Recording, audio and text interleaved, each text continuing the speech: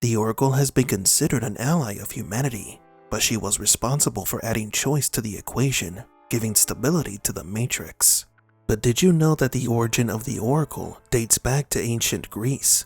And why are there two oracles in the Matrix movies? Today, it's the mother of the Matrix's turn of 5 things you might not have known about the Oracle. Welcome to Matrix Explained.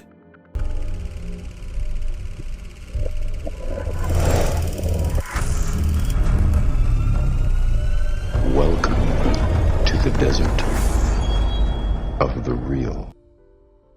Number 5. The Oracle's inspiration.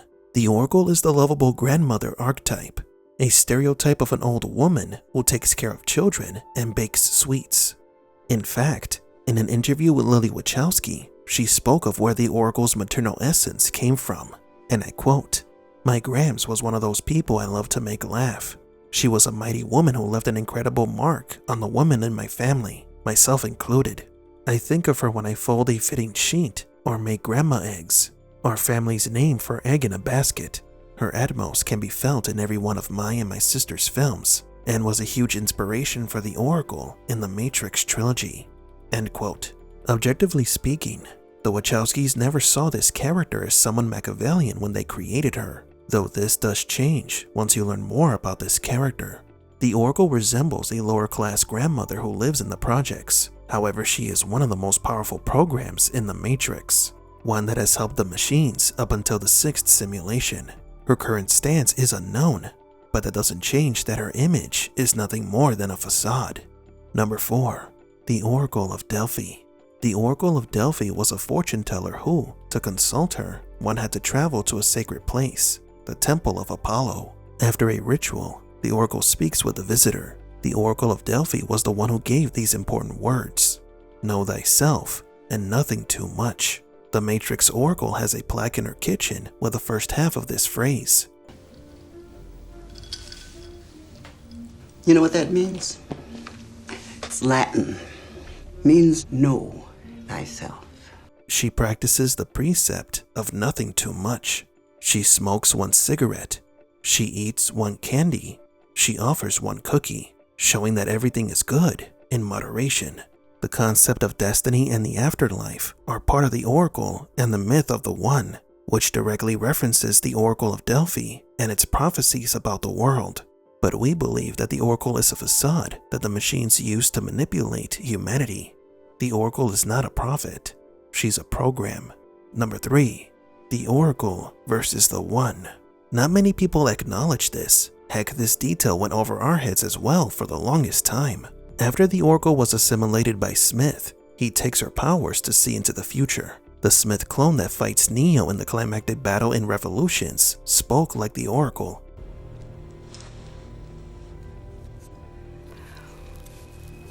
Everything that has a beginning has an end. I stand here, right here, and I'm supposed to say something. I say, everything that has a beginning has an end, Neo. This Smith could predict Neo's movements. If it hasn't been made clear enough for you, that Smith is the assimilated Oracle. For a very brief moment, after all the Smiths disappeared, the Oracle can be seen lying in the pit of water where Smith and Neo's battle ended. It now makes sense. The Oracle allowed herself to be assimilated because she had a feeling that everything was going to be okay. Did you always know? Oh no, no I didn't. But I believed. I believed. Number 2. The Oracle's determinism. Although the Oracle is projected as a mystical being, her philosophical stance is far from being supernatural. She ironically shares more with the Merovingian than you think. The Oracle is deterministic. Determinism is a philosophical doctrine that claims that all physical events, including human thought and actions, are casually determined by the cause and consequences, and therefore, the current stance determines, in some sense, the future. But there are different types of determinism. The Oracle's determinism is weak. She argues that it is the probability that is determined based on present events, or that there is a strong correlation between the present and future. even admitting the influence of essentially random and unpredictable events. We know this from the Oracle's conversation with Seraph when she talks about variables. Will he succeed? There are so many factors. Between here and there are so many choices and so much fear. Unlike the Merovingian, who has strong determinism, for him, there is no random or unpredictable events that can affect the outcome.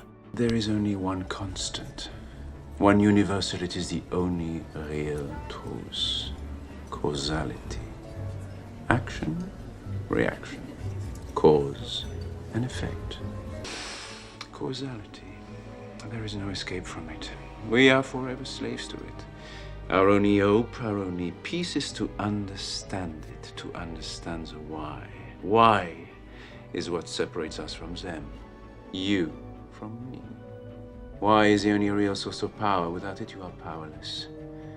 The struggle between determinism and free will is embodied in the Matrix films from beginning to end. And number 1, the two oracles.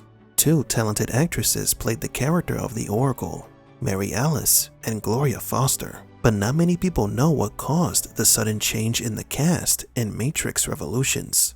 While Gloria Foster was filming Matrix Reloaded, her struggle with diabetes worsened, her health deteriorated, and on September 29, 2001, she passed away. She was 67 years old.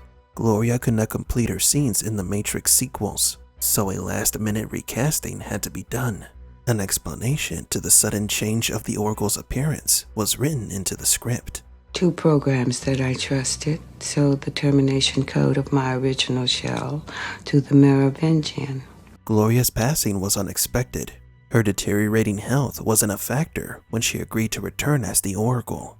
Even though Gloria's sudden death was lamentable, the Wachowskis' explanation as to how and why the character's appearance changed added unexpected nuance to the lore and the character of the Oracle. But do you agree? Do you know of any other details about the Oracle?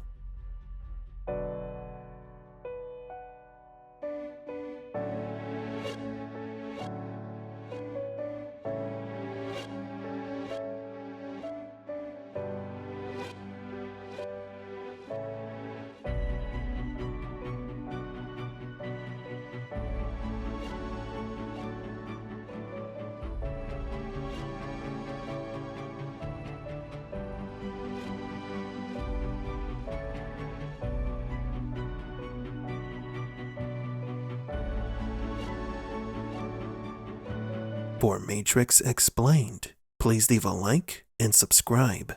And thank you for visiting the Desert of the Real.